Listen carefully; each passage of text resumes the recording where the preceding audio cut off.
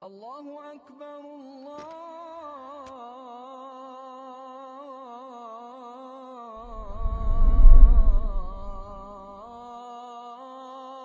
أكبر. 54-й грех. Аль-Абдуль Абику Ванахва. Сбежавший раб или подобный ему, как таковом на мире. Подобное ему, это имеется в виду, сказали ученые, сбежавшего раба тоже можно применять к этому человеку. Также тут они говорят, ученые сказали, тот, который, когда ему совершают хорошее, благое, хорошо к нему относится, он возвращает это плохим. Возвращает хорошее отношение к нему плохим отношением к ним.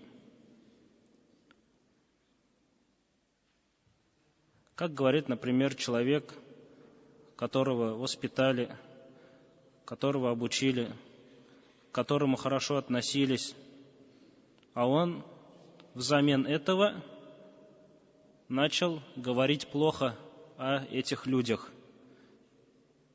без довода из шариата, основываясь только на личной вражде, зависти и плохого предположения и следованием сомнениям. То есть какие-то сомнения, есть какое-то предположение плохое, или зависть, или разозлился когда-то на кого-то, и взамен того, что ему когда-то хорошо относились, он из-за вот этих вещей он начал относиться плохо к этим людям. То есть ученые говорят, тоже вот под эти хадисы можно отнести. Также мы пройдем про эти вещи отдельный грех, который будет под другим номером. Пророк, саллаллаху алейхи вассалям, сказал: «Ида абикаль абду лям тукбаль лаху салатун». Если раб сбежит от своего хозяина, то не будет приниматься у него молитва.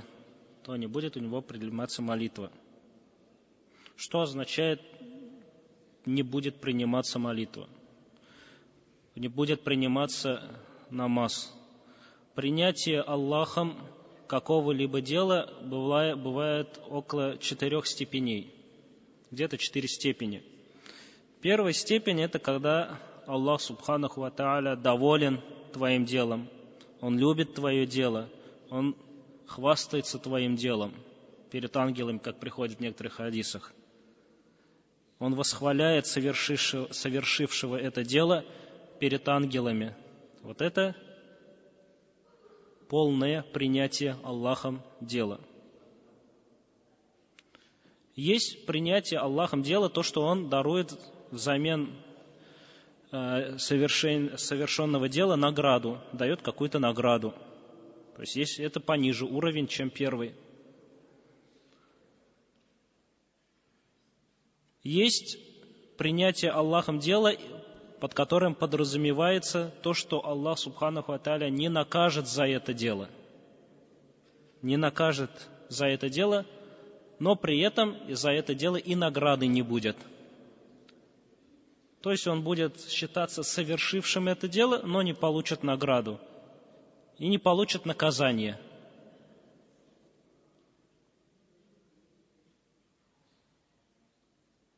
И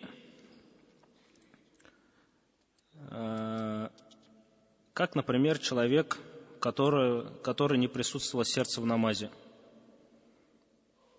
Потому что пророк, саллаллаху алейхи вассалям, сказал, каждому из намаза записывается только то, в чем присутствовало, в той части, только в котором присутствовал его разум. То есть в той части, в котором он был в намазе с разумом, а не с мыслями где-то. Вот эта часть только будет записана. Но при этом этот намаз будет принят со смыслом, то, что Аллах субханаху тааля не даст наказания за несовершенность намаза. Оно будет засчитано как совершенное, но при этом награды у этого намаза нету. Награды у этого намаза нету. Также, например, который человек пошел к предсказателю, то мы сказали, что у этого человека тоже определенное время не будет приниматься молитва. Не будет приниматься молитва, имеется будет, он должен будет совершать эту молитву, но она будет записываться только как совершенная, без наказания, но и без награды, да.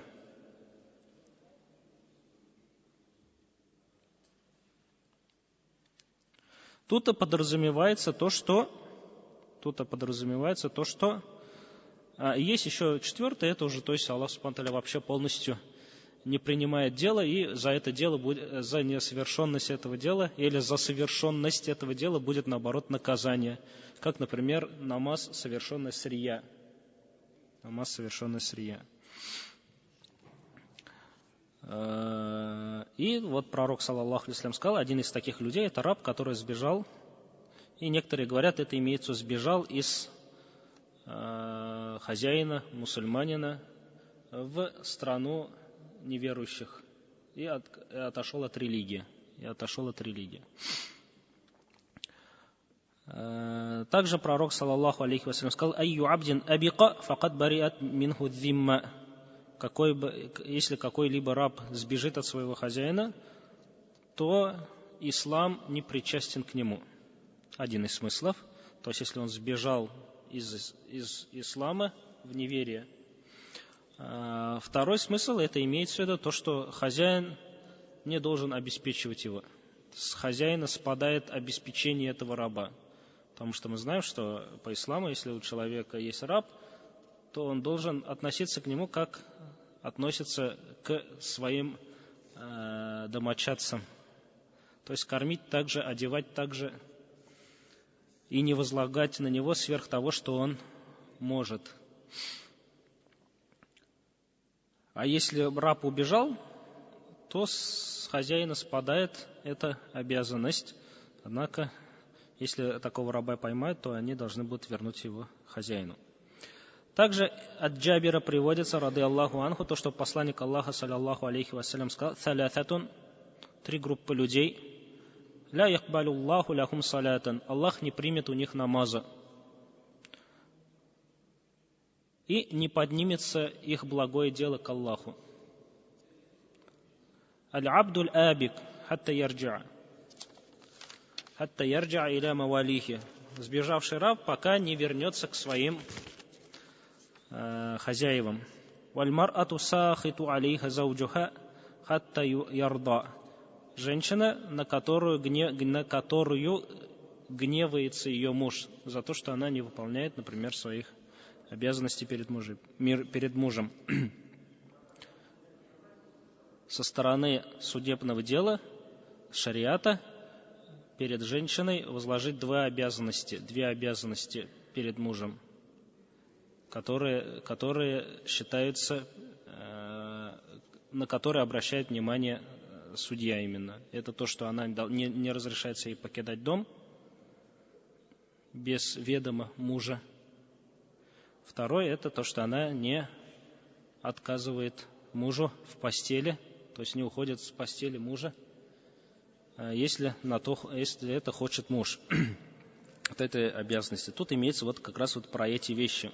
То есть, если жена вышла из дома без разрешения мужа, а муж недоволен этим, то вот про это имеется в виду. Или же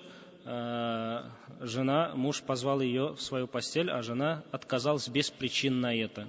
То есть всегда надо вот это исключение делать, без причин. «Вассакрану хатта ясху» и говорит о пьяного человека, пока он не протрезвеет. Пока не протрезвеет, у него намаз не принимается. То есть пока он не начнет понимать то, что делает, то, что совершает, то, что говорит. Также Мустадрак аль-Хаким приводится от Али, рады Аллаху анху, «Ля'ана Аллаху ман тавалля гайра мавалихи». То есть этот хадис, тут отрывок из этого хадиса. «Проклял Аллах того, кто приписывает освобождение раба к другому человеку». То есть ислам, когда пророк, саллаллаху алейхи вассалям, пришел, когда ислам начал распространяться, во всем мире была такая вещь, как рабство. И ислам очень много поставил причин для того, чтобы люди освобождались от этого рабства. То есть искоренить ислам как такового сразу не смог. Поэтому у него были пути для облегчения положения рабов,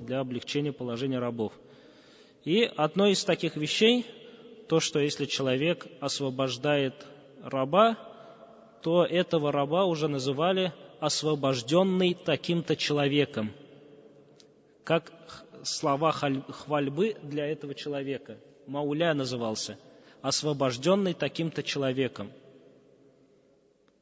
И однажды Аиша, когда хотела выкупить раба и потом освободить его, люди сказали: давай мы продадим тебе раба для освобождения, но освобожденный он будет считаться нами. Освобожденный будет он считаться нами. И пророк, саллаллаху алейхи вассалям, сказал вот эти слова. То есть, если приписывается освобождение к другому человеку, то есть говорится, освободил один, а говорится, что он освобожденный другом, то этот человек проклятый. И в этом же хадисе пророк, саллаллаху алейхи вассалям, указал: «Ман интасаба иля гайри абихи», тот, который приписывает себя не к отцу. То есть он знает, что его отца зовут Абдулла, а он говорит: я сын Мухаммада.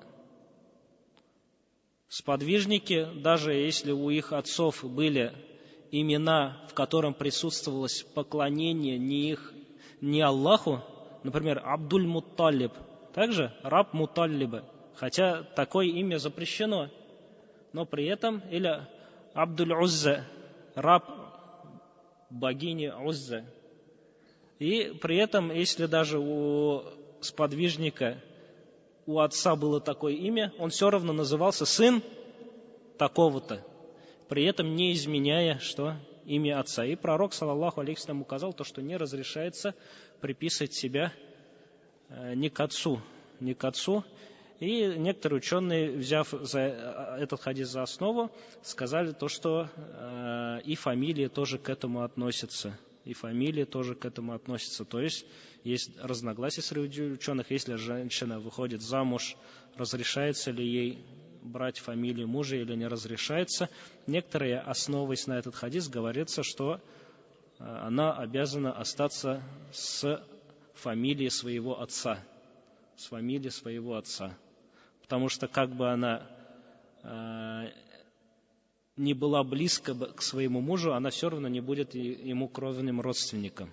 И не будет кровным родственником его родственником. Поэтому она не будет из их рода все равно. Поэтому и говорят, что тоже есть некоторые запрещают это. Кто-то говорит, этот хадис не относится к этому, это относится только к отчеству.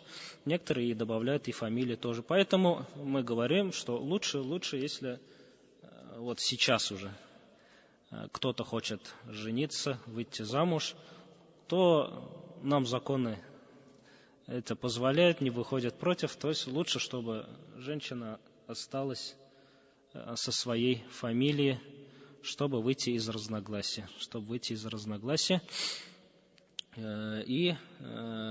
Но дети, родившиеся в этом браке, они будут носить фамилию отца. То есть лучше, чтобы женщина, как дань родственникам, уважение родственникам, уважение к своему отцу, к своему роду, то есть лучше будет, чтобы она осталась со своей фамилией, скажем так. Я не пришел к какому-то определенному мнению, поэтому лучше, говорю, в этом вопросе выйти из разногласия. Лично сам, когда я женился, я сказал жене, чтобы она оставила свою фамилию, чтобы выйти из разногласий. Также пророк, саллаллаху алейхи вассалям, сказал: «Талясатун ля тус'алу анхум». 3 группы людей не спрашивается о них, потому что нельзя описать то бедствие, тот грех, который они совершили. То есть наказание, которое их ожидает. И говорит, «Раджулун фаракаль джамаа ва аса имамаху ва мата асиян». Человек, который оставил джамаат и вышел против имама. Против имама и умер на этом. Умер грешником, совершившим этот грех. То есть оставил джамаа, то есть тут имеется в виду эти хавариджи. Хавариджи, которые что? Выходят против мусульман, убивают мусульман, проливают кровь мусульман, отбирают имущество мусульман, унижают мусульман, достоинство мусульман унижают. Вот про этих имеется в виду. Ва абдун абиqa фамата. Раб, который убежал от своего хозяина и умер. Ва имраатун, и женщина, габа анха зауджаха. Женщина, у которой муж не присутствует, то есть уехал в поездку, например, или на работе где-то долгое время, но рядом с ней, сейчас он не рядом с ней. Вакада кафаха аль-мауна, и он при этом обеспечивает ее, то есть такое условие стоит, муж, который обеспечивает, но в данный момент не с ней. И она, используя этот момент, то, что муж не с ней, фатабар раджат, снимает с себя одежду и показывает свой гаурат тем, кому нельзя это показывать. Тем людям, которым нельзя это показывать. В некоторых хадисах, риваятах этого хадиса говорится, хиянат сделала, которая. То есть зина сделала. В некоторых объяснениях говорится, та, которая впустила в дом того, кого муж не хотел бы, чтобы она впускала. Имеется в виду вот это.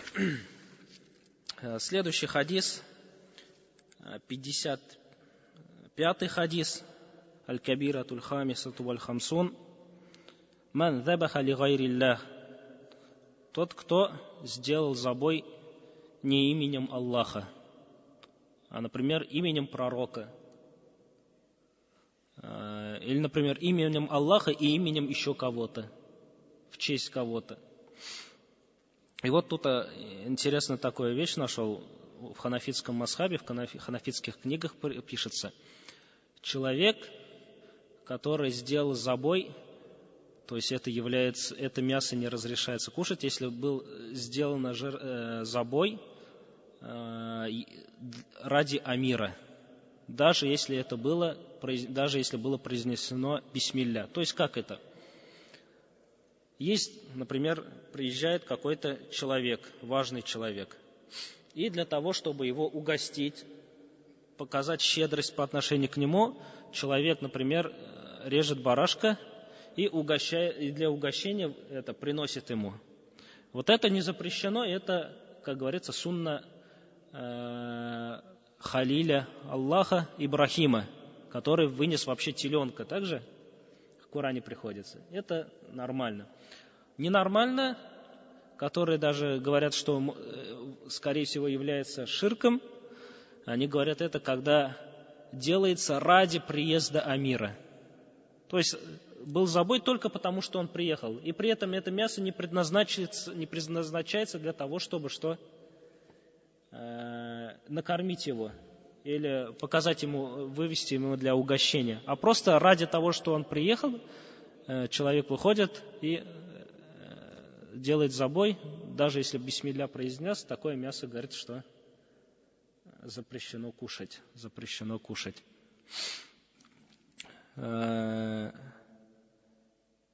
И тут имам Захаби пример приводит. Например, говорит исми Саиди шейх, то есть, например, ради какого-то шейха, с именем такого-то шейха я закалываю, говорит, например, то это мясо кушать харам. Так как Аллах Та'аля сказал, «Валя та'кулу мимма лям юзкари смуллахи алейхи ва иннаху ля фиск». И не вкушайте, не кушайте то, над чем не было упомянуто имя Аллаха. Поистине это нечестие. И вот это является основой. То есть любое мясо, вне зависимости, кто его заколол, будет он мусульманин, будет он христианин, будет он иудей, если он заколол не именем Аллаха, то это мясо харам, кушать. Мы знаем, что Аллах Субханаху ва Тааля разрешает нам кушать то, что было заколото иудеями или христианами. И вот это аят является объяснением этому аяту. То есть, даже если он иудей, он христианин, то, например, заколол именем Иисуса, то в этом случае это мясо, что нельзя употреблять. А как же узнать, как они закалывают? То это в зависимости от обычаев, которые установлены в данной местности. То есть их легко узнать о, как их называют, священнослужителях. Спросите, как у них принято, и все, и этот хукм даст на весь вот этот район. И уже потом, если христианин и иудей говорит, я заколол его, и при этом у них не принято, например, ты не видел, чтобы они, прежде чем закалывали, например, кувалдой ударяли по башке это, или ружьем стреляли, или там оглушали током. То есть, если такое распространено, даже если христианин говорит, я заколол, то ты должен сомневаться в этом мясе. Потому что в основе мясо, оно харам по 4 мазхабам. А мясо, оно харам, пока не будет доказано обратное. То есть, у нас 2 есть хукма. Любое животное, вот какое есть на земле, основа у него то, что это животное можно кушать, и он халяль. Пока не придет доказательство, то, что это животное кушать что? Харам. Что касается мяса, то тут наоборот. Любое предоставленное или продаваемое мясо в основе оно харам, пока не докажется обратное. И из доказательств может быть то, что тебе это мясо преподнес мусульманин. Если тебе это мясо преподнес мусульманин, это является доказательством на то, что оно является халялем. И тут уже не надо спрашивать, а ты именем Аллаха заколол, а ты там выполнил условия или не выполнил условия. То же самое, если христианин преподнес, то же самое, если иудей преподнес. Однако, например, живя в России, часто в деревнях там ударяют животное, оглушают животное, и животное может умереть даже до забоя, то в этом случае что? Такое мясо нельзя кушать. То есть основа, она остается харамом. Вот эта основа является сомнением в этом мясе, пока не докажется обратно. И к Али, рады Аллаху анху, пришел человек,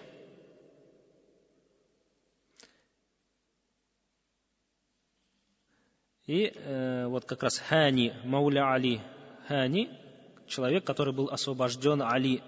Он пришел к Али, и Али у него спросил: о, Хани, что говорят люди?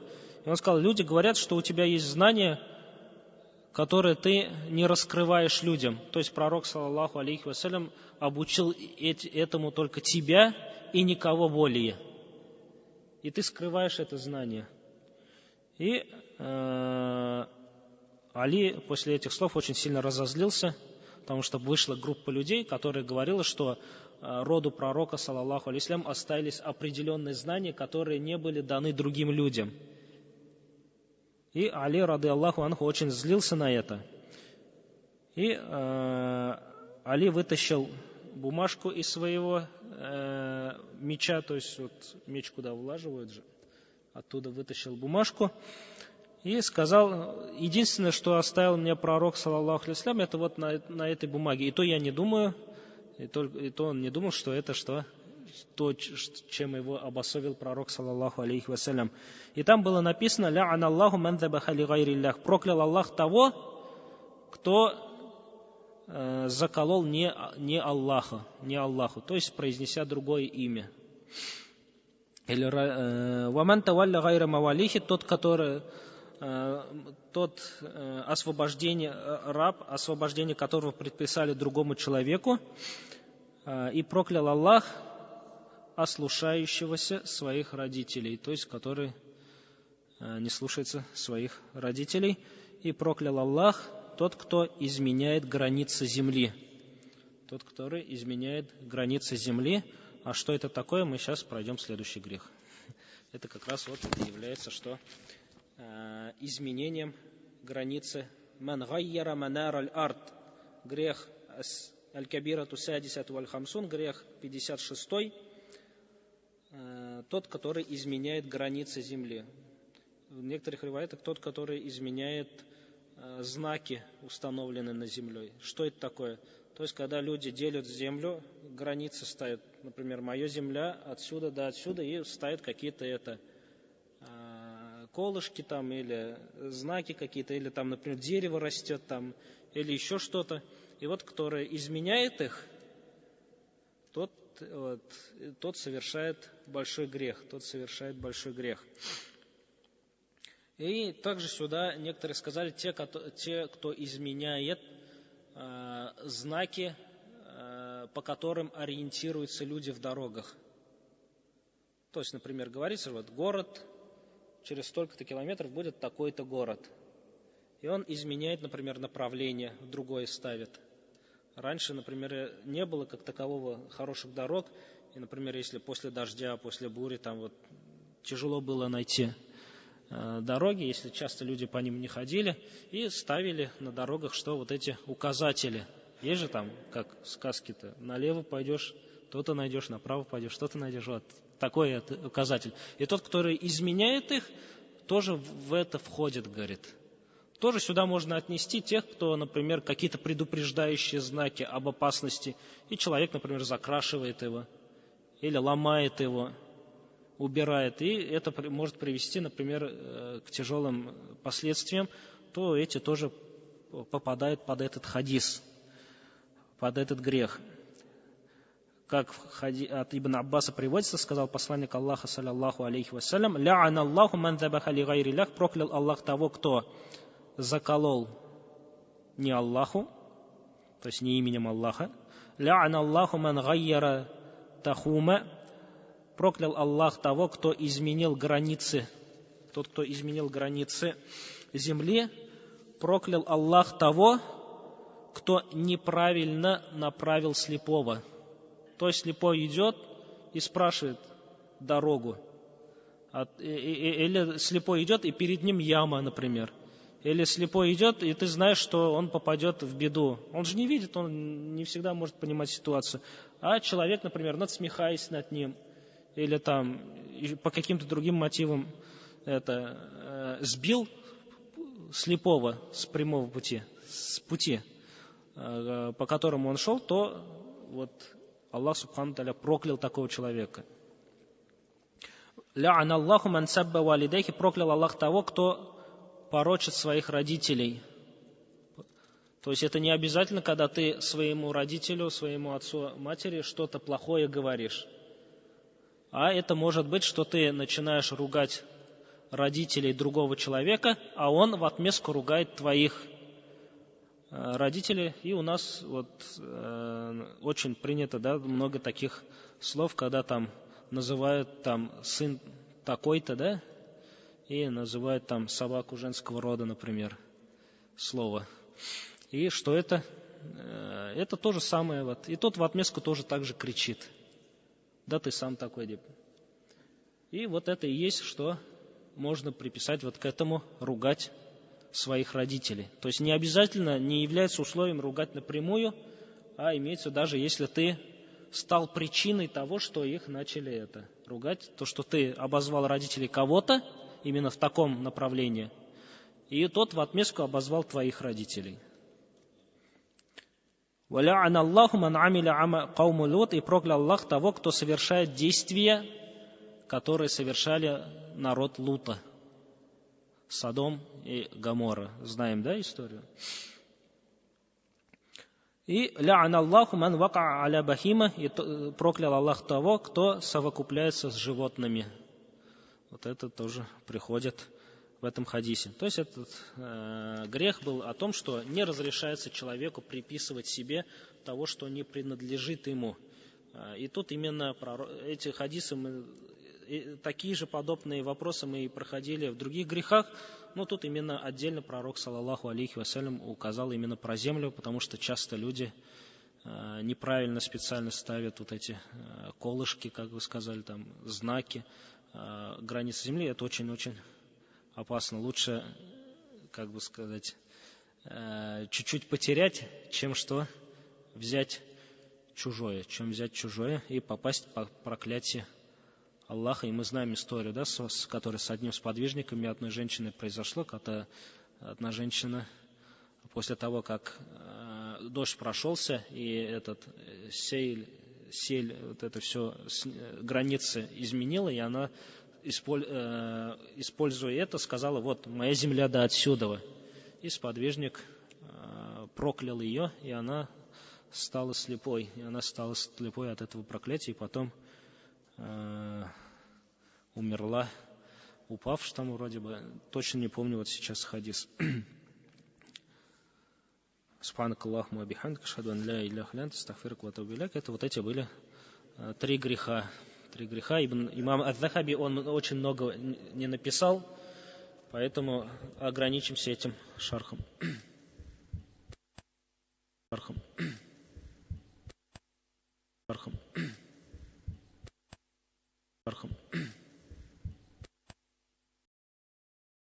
الله أكبر الله